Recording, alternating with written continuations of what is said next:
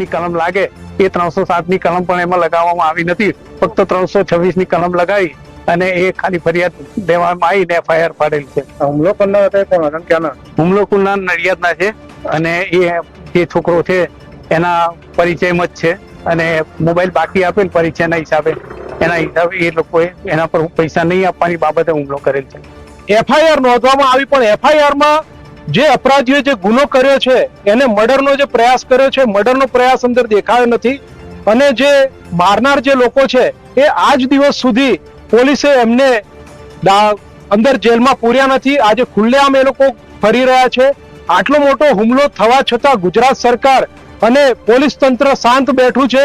ઘણીવાર આપણે જોઈએ છે કે નાની અમથી કેક કાપવામાં પણ ઘણા બધા છોકરાઓને અંદર જેલમાં પૂરી દેતા હોય છે, એમને માર મારી અને બીજે દિવસે વિડીયો જાહેર કરતા હોય છે. તો આટલો મોટો અપરાધ થવા છતાં, એક છોકરાનો મર્ડર થવા જેવા પ્રયાસ થવા છતાં અપરાધીઓ ખુલ્લેઆમ ફરી રહ્યા છે અને એમના ઉપર કોઈ પોલીસની કાર્યવાહી નથી થઈ રહી.